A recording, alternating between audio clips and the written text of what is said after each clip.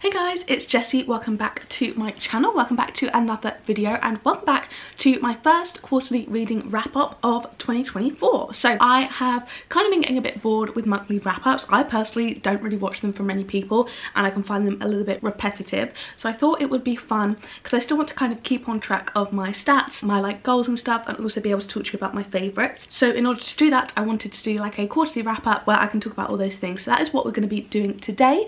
I've got my little handy sheet of statistics and stuff here that we're all going to be chatting about. A bunch of stuff about the books I've read for the first 3 months of the year. I know I'm filming this a little bit into April, so we're just going to ignore all the April stats, and I'll also put some like nice little fun graphs and stuff on the screen. We can be a little bit nerdy, and then I will also talk about my favourites of the year so far. And it's been a little bit of a drought in terms of the 5-star situation, but it's fine, you know what, it's fine. So without further ado, let's just get straight into it. I quite like holding this pen, it makes me feel quite official, so I think that's what I'm gonna do. So I will not be talking about every book. I vlog almost everything that I read, and I think in a lot of places anything that I recommend you'll definitely be able to find. So any videos that I mention, specific reading vlogs and stuff, will all be linked in the description down below, so make sure to check that out if you are interested in kind of like more in-depth thoughts. So for quarter one, again January, February, March of 2024, I read 14 books in January, 13 in February and 13 in March, for a total of 40 books, which is such a lovely round whole number.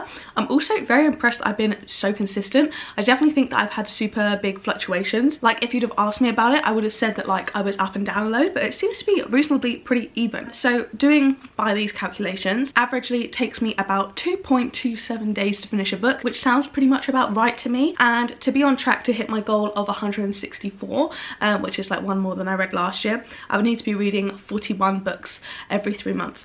So I'm like one behind, but I'm not really too caught up about that. Like I'm not that bothered by it. I'm pretty happy with that. Pages read, I read 8,125 pages from the books that I physically read, which averages out to be about 2,708 pages a month. Keep in mind this is from just the books that I purely read physically. I do a lot of audiobooking and I also do a lot of kind of a mixture, but with the way that I track it, I'm not going to be tracking like the exact number of pages. If I listen to like 60% of a book by audio and then read 40% of it physically, I'll track that all as an audiobook, so that would just be the full audiobook hours. So these aren't 100% right, but that's kind of about how much I'm physically reading. Audio listened to in the first 3 months of the year, I listened to 167 hours of audiobooks, which is 55 hours a month, and I listen to these on 2 times speed usually, so this is about like 25-ish hours, like over a day of listening to audiobooks per month, which is crazy. And then on Storygraph, I do track my books on there, and this just kind of tracks in pages rather than separately audio and physically, so this is kind of like a more general page overview of what I've read. So I averaged out about 150 pages a day with 13,806 pages or books worth of pages in the first quarter of the year. So January I did 3,969, February was 5,529, and March was 4,308. So I think this is why I was feeling like my reading wasn't super even though I was reading similar numbers of books. Like the page fluctuations is huge. One of my goals for this year is to minimize my physical TBR. I want to get it under 100. I have not done that because my physical TBR currently is on 193. Out of the 40 books I read in the first quarter of the year, I read 21 off of my physical TBR, which was pretty poor for me personally. That means that 19 were not on my physical TBR at the start of the year.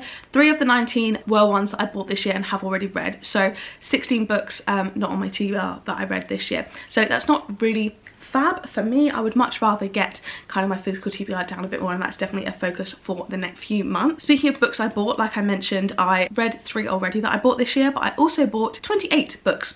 So I'm wanting to minimize my TBR, but we've had a net plus of 7, which is obviously not ideal, but yeah, I'm just going to try and do my best with that, but we will see where we go. I feel like I'm minimizing my book spending, but then looking at this, I'm like, I bought 28 books in 3 months, which is quite a lot. I think that's like nearly 10 books a month, which just seems ridiculous. And also I don't know how I've done that, but clearly I have. Anyway, it is fine. I am still keeping to my monthly TBRs. I try to read everything in the month. Out of the 29 books that have been on my TBR game kind of generated TBRs, I have read 20 of them and 9 of them are still unread, which means I have about a 70% read to unread ratio. I've read 69% of them, so obviously this isn't ideal. I also don't track if I read them in the month they were generated for. I know a couple of them I've read late, so yeah, I definitely need to get a little bit back on track with this one, because at the end of the year I'm going to be doing a video like I did last year, trying to finish every book that's been on a TBR, and if I already have 9 unread in the first 3 months, then what's 4 times 9? I'll have like 36 books to read at the end of the year, which is not going to happen. Hopefully I think I should be able to knock those out pretty soon. I've just had to kind of rearrange some videos. So going into kind of more goals and the types of books I've read, genres, stuff like that. I read 2 non-fiction books so far. My goal is to read 10, I believe, so we are kind of on track for that. Like, not too bad. I'm pretty happy with that. I've read 7 books I would count as diverse, which is kind of just like authors or cultures like heavily prominent in the story that isn't my own. How I read these books was actually very, very even. I was very surprised about. I would think that I listen to most of my books via audio or read them physically, but according to how I've tracked it, which is accurate, I read 10 of my books physically, 9 of them via audiobook, 11 of them via ebook, and 10 via a mixture of any of these methods. So that is really crazy for me. I'm very happy to see how even that is, because I always worry that my audiobook subscriptions and my Kindle Unlimited subscriptions are kind of like a waste of money, but clearly they are not, because literally every ebook I read is on Kindle, so clearly I'm getting my money out of that. I have read 0 classics, because one of my goals is to read 5 classics this year. I've read 0, so technically I'm only behind by like 1.3, 1.2 or something, so I do need to read another. I don't know whether you would count this as a classic. I counted it more as a mystery. It's not like a classic British book, but it was written in 1942, so I don't know what you guys think. I counted it as a mystery first and then a classic second. It says the award-winning classic murder mystery there on the corner, so let me know what you guys think about this, because if you include this, then that would be one classic. I do have a classic on my TBR list from January that I still haven't got to though, so it's a little bit poor there. In terms of series, I've started 10 series this year, which is insane because I wasn't aware. Like, I know obviously I was aware, I wasn't like unaware, but like that wasn't something that I was like thinking I was doing a lot of. That wasn't a kind of stat that I was expecting to be so high, and I finished 2 series this year. That is fab. Also, the series started like isn't including series I've DNF'd, so that's literally series that I've added to my spreadsheet. So with my reading as well, 10 books have been the first in the series, 5 of them have been parts of a series, and 25 have been standalones, which is super, super, super poor in terms of my goal to read more of the currently reading series that I have. Although I don't know if I've gone up 8 since the start of the year. I don't even know, but clearly the series goal is not going very well. So moving on to genres, I just thought it would be fun to kind of like share the split. I will go from least to most, I guess. I read 1 contemporary, 1 dystopian, 1 paranormal, and 1 other. This was like a short story that was kind of like a bonus epilogue pretty much, but it was counted as a separate story. I've read 2 non-fictions, 2 literary fictions, and 2 horror books. I've read 5 fantasy and 5 thrillers, and then I've read 7 mystery and 13 romances. So mystery, thriller, and romances are very clearly my most read genres. If you lump mystery, thriller together, I've read 12 of those, and then 13 romances. So they are my favourites as per. I think they always will be, and they're definitely the ones I find easiest to read. There's no like barriers to me reading them, so I very much enjoy reading those, and I don't expect that to change. Overall, for ratings, we're not doing too hot. Like, my average rating, I didn't write it down on here. Anyway, I'll put my average rating on the screen. I believe it's like a 3.69, 3.7, which isn't ideal because I want my ratings to be over 3.8. I was aiming for a 4, which I don't think is going to happen at all. But I want my ratings to be higher than every year. It's a 3.7, and I want to up it, but we have not done super well this year for some reason. I feel like all of the books I'm reading I'm enjoying but not loving. I feel like I had a massive 5-star drought from pretty much the start of January until like the end of March. I got no 5 stars that weren't rereads, which was crazy to me. But I will go through in order of ratings just how many of each book I have. I won't be kind of holding up and saying which book is which, but I had 1 1.5 star, 2 2 stars, 1 2.5 star, 1 2.75, 4 3 stars, 1 3.25, 7 3.5s, 4 3.75s, 8 4 stars, which I am happy about, 2 4.25s, 3 4.5s, 1 4.75, and 5 5 stars. But if you exclude rereads, I only had 3 5 stars, which is shocking because that was really aggressive. Sorry, it is shocking a bit to me because I feel like I've been picking up reasonably high predictions. Like, I've not been like forced to read a load for videos. I've been having reasonable amounts of control. So yeah, I'm just a little bit surprised, but whatever, it's fine. We move on, and hopefully the next quarter will be a little better statistic wise. I'm just hoping for a higher average rating, more 5 stars especially, and then I think definitely progress in the physical TBR and the series. That's really what I need to kind of focus on for the next few months, because I'm starting to fall behind, and if I don't kind of tackle it now. I think I'll just keep falling behind and behind, especially because towards the end of the year I'm doing a lot of kind of specific reading vlogs like you guys always see, where it's not necessarily physical TBR. I'm kind of doing like best of the year and like Goodreads Choice Awards and stuff, where I'm not going to be reading series, I'm not going to be like meeting my goals with those videos. But I thought I would now chat a little bit about my favourite books of the year so far. I was going to do a top 5, and then I realised that I've only rated 7 non-reread books over a 4.5, so I thought I might as well just talk to you about all of those. But I would have hoped to have shown you all my 5 stars, but there's literally 3 that I'm reread. So I'm going to be showing you my 7 favourite books of 2024 so far. These are all books I've rated 4.5 or higher, so you know I very highly recommend them. So firstly, we actually have my first book of the year, which was Camp Damascus by Chuck Tingle. Sorry if the angle changed at all. My camera battery died, so I had to recharge it annoyingly. This was technically my first read of the year, but I gave it a 4.5 and I really did enjoy it. I thought it was such a strong start to my reading for the year. This is basically following a girl who is in a very conservative, I believe it's Mormon, or at least it's kind of like Mormon coded family and community, and some really weird things start happening to her, kind of demonic things. She's seeing people, things and stuff. She's having some like weird memory problems where she like feels like she doesn't remember things and things have happened that she didn't notice, and she's like throwing up flies. Like it's not fun, but she lives really near this super famous conversion camp, Camp Damascus, and it all seems to tie back to there. There's a lot of like demon related stuff, and it's also got a lot of interesting commentary on like religion and things like that. And overall I thought this was an absolutely excellent book. This is this author's first horror novel. I believe they write like monster smut and romance and stuff, and have now segued into horror, which is kind of a fun little transition. They've got another book, Bury Your Gaze, coming out this year, which I'm super excited about as well. I believe that's horror too. But yeah, this was a super interesting and unique kind of horror debut. I thought it had kind of like those classic summer camp type horror vibes as well, even though it was a conversion camp, not a summer camp, not a fun place, but it had a bit of those vibes too, and I really enjoyed it. So this is definitely a solid one. This is also in order of enjoyment of my favourites, by the way.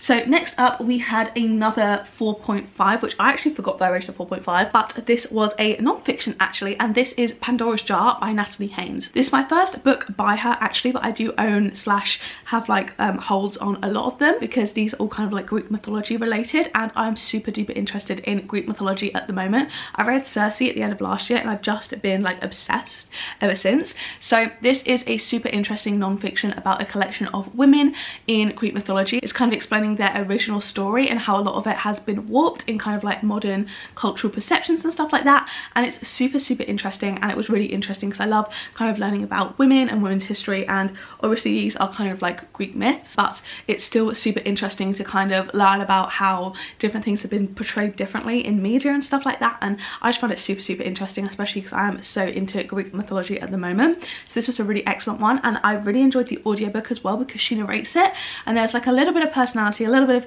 like slight humour in there as well, which I really enjoyed and I do appreciate in non-fiction books, because otherwise I feel like they can seem a bit textbooky, but this one definitely didn't give those vibes at all. I really enjoyed it. So next up we have what I think was from me a very harsh 4.5, 4.75. I can't remember what I actually gave it, but I think this is probably a 5-star romance for me. I think I was just reading it maybe like at not quite the right time. I was a little bit harsh on it, I can't lie. So I would like to reread this, because I think on a reread it would be a 5-star, because I literally can't think of one thing I don't like about it, and that was Heartless by Elsie Silver. This is the second book in the Chestnut Springs series. It is a nanny ex-grumpy single dad romance where they live together. She's like a live-in nanny, and it's Willa and Cade, and they are just so cute. So Willa is the best friend of the love interest in the first book, the female main character, and Cade is another one of the Eaton brothers, and this is so much fun. It's like a little forbidden romance, because obviously she is the nanny. He doesn't want to like do anything that's going to disrupt his son, and also he's a bit older. He's 13 years older, I believe,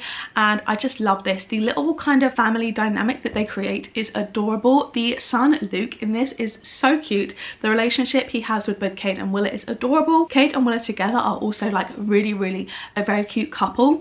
This does one of the things I actually have come to like, because I always said I really hated grumpy sunshine romances, because things like Things We Never Got Over and like Twisted Hate, I hated the men in there, and like all the Twisted series, to be honest, I can't lie. I hated the men in there. They were like mean grumpy, whereas I feel like I like the closed off grumpy. So like this one, and also another book that I'm going to mention is a romance, has the same trope or like same style of male main character, where they are closed off due to kind of being hurt in the past, trust, but they're only closed off to like the public, strangers, people they don't know. Like they're very open, very loving, very jokey with their family and people they trust, and I appreciate that because I feel like you get the like cool fun vibes of like the grumpiness, but it's also not mean, it's never like rude, and it doesn't have any of those bad vibes that I think a lot of books can have.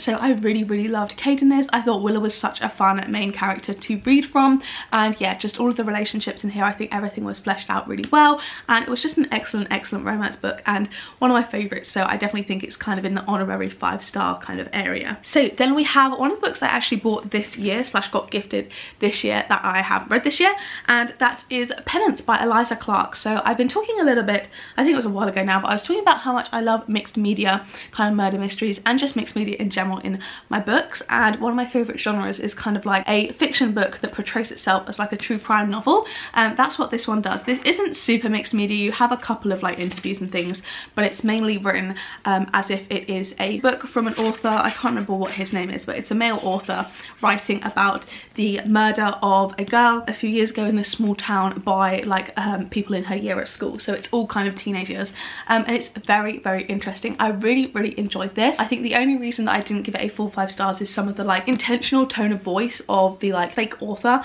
I found a little bit overbearing at times, and I feel like there could have been a bit more of a critique on true crime.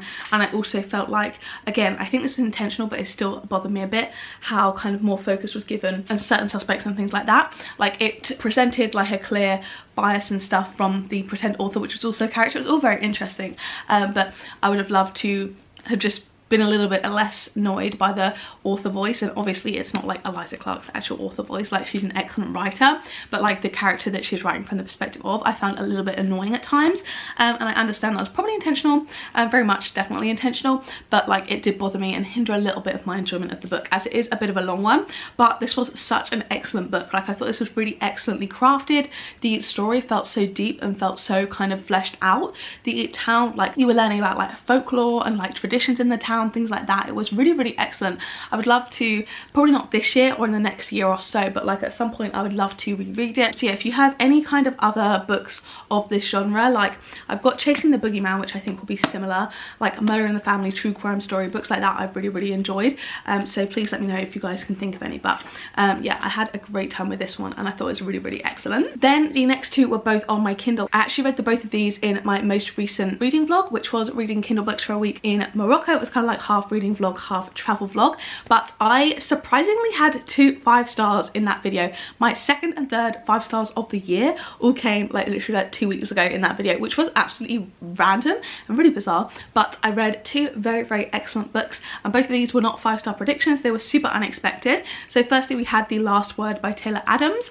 I have read No Exit by this author and I did enjoy it. I gave it like a 4-star. In this one we are following a woman who has kind of moved to kind of isolate herself. She's kind of running away from a situation that we don't really know, but it's like alluded to, with her dog, and she is house sitting this kind of like really remote kind of cabiny house at the beach, and she has like one neighbour that she can kind of communicate with, but other than that she's like very alone. And she's doing a lot of reading. She reads a book that she hates, reviews it very poorly, gets into kind of like a back and forth with the author who's asking her to take the review down, and then very suspicious things start happening in the house, and she starts to believe that the author is actually trying to kill her and trying to break into the house. So it's super suspenseful. The majority of this story is set over one night, which is the same with No Exit. It's definitely like a suspense thriller rather than a mystery thriller or anything like that. There's no strong mystery like suspects, things like that. You know for a large span of the book who is the kind of villain, the person that she is obviously having to fight and run from and things like that. But there are still some twists in here that I thought were really good, and overall I really enjoyed it. I think for me as well, there was like an emotional aspect there as well. Like I was tearing up at the end of some of the lines and stuff, and I just really felt very connected to the character as well. That's something I think can lack in a lot of thrillers I read. Sometimes I'm like, I just don't care. Like a lot of Alice Feeney thrillers I feel, and like Freida McFadden, I read it and I feel nothing towards any of the characters, but I feel like the protagonist in this one, even her dog, I feel like they had such strong personalities and I was really like very strongly rooting for them, and I think that really made the experience as well. I definitely think also the second half I could not put down. It was a very bingeable page turner book, which I loved. So yeah, that's definitely a great recommendation from me. And then immediately after, I picked up When in Rome by Sarah Adams. So this was the other romance book that I was talking about, and this one I adored. It was similar vibes to Heartless, just in the kind of dynamics between the characters. We had a pop star who had broken down in the small town and was like waiting to get her car fixed. So this little pie shop owner, he lets her kind of stay with him and helps kind of introduce her in the village and stuff as she's trying to kind of get away from the spotlight and stuff like that. But yeah, like I was saying, he's the type of grumpy where it's more closed off, it's not mean, which I really like. I love the dynamic of the couple. I loved the town in this. I really enjoyed the side characters as well. Everything about it felt so wholesome. It was absolutely adorable, and I really enjoyed it a lot more than I was expecting to. I thought I was just gonna be like kind of like, okay, I wanted to read it before I read Practice Makes Perfect, and I was like, oh okay, like I will pick it up I guess. But I loved it, and I cannot wait to pick up Practice Makes Perfect and also pick up Sarah Adams's new release this year as well. Like I think she might be one of my potential like new go-to authors. I like that also it's closed door, it's not super smutty and spicy and stuff, which is sometimes a little bit of a nice palate cleanser from a lot of the romance books that I feel like are popular at the moment. But yeah, overall I really loved it. Like it was just so cute and so wholesome. Like it made me just so happy to read it, and I just got like such like little butterflies, and like the couple was so cute. And I really actually find I do enjoy the like one of us is famous slash celebrity type tropes as well. And I also liked in this that I felt like the third act conflict wasn't super annoying, it wasn't super like miscommunication. I really liked the way that everything around that was handled. So yeah, that was just like such a cute little romance. I love it. I can't believe When in Rome by Sarah Adams was my favourite romance of the year so far. That's crazy to me considering I had such low and like just no expectations really going into it. And then finally we have my favourite book of the year so far. This one, I think you might see When in Rome in my favourites of the year. There's like a strong potential for that, but this is the only book here that I'm like, this is solidly in the favourites of the year. And I feel like you guys will know this because I've talked about it I think quite a decent amount, but that is Ask for Andrea by Noelle W. Illey. I love this book so much. This is just incredible. I love it. This hasn't got like a vast readership. It was recommended to me by a couple of friends I have online, and they were so into it that I was like, okay, I definitely want to pick this up, and they were not wrong. This is absolutely an incredible book. I have kind of pitched it, but like I have kind of comped this to like a mix between Bright Young Women and No Exit. I feel like it has kind of the feminist take on true crime aspect and like the humanity and kind of like realness of female characters that Bright Young Women does have in kind of like dark situations, like the humanity in horrid dark situations. And also it has like the tension of No Exit, and also I would say The Last Word as well, like Taylor Adams books. I definitely felt like tension like that in this. This is an incredible book. Like I will say, if you cannot suspend your disbelief, you have to, because we are reading about ghosts in this book, but we are following 3 different girls who have all been murdered by the same serial killer, and they are kind of like following along and trying to first figure out like, I'm a ghost, this is very bizarre, but also they then obviously want to stop him from murdering other people and things like that. So it may sound a little bit goofy, but it's not. It's so heartfelt, it's extremely emotional, and I just absolutely adore this book so much. Like some of the lines in here, like I could just cry over. It is such an incredible book. I loved it. Like I generally don't think I've got any critiques on it. It may be like the perfect book. Just saying, I adored it, and I think if you like a thriller, and I also think if you enjoyed Bright Young Women, that you would enjoy this as well. And yeah, this was really excellent. I loved it so much. So that is my quarterly reading wrap up done. Our first one, which is super exciting. I'm going to do these obviously, as you can probably tell, every quarter, kind of instead of like the reset slash monthly wrap up videos, because just I feel like they don't gel with like what I want to be filming and editing. Like I find them a little bit boring. Like I don't watch a lot of wrap ups, like I said. So I think this is the best way for me to do it, because I'm more interested in just kind of highlighting my favorites, and I don't want to spend like ages talking about a bunch of 3-stars that I had. So yeah, chatting about my stats, my goals, how on track I am, things like that can help me keep accountable, and then also I get to share some of my favorite books with you. So yeah, thank you guys so much for watching. I really hope you guys did enjoy this and this kind of new wrap up format. If you did like this video, don't forget to give it a like down below, hit subscribe and turn on the bell to join a little club, and don't forget to turn on all notifications, then you'll be notified every single time I post a new video. If you want to watch one of my other videos, there'll be 2 on the screen now to pick from, as well as linked up in the cards from earlier. So yeah, thank you guys so much for watching, and I'll see you in the next one. Bye!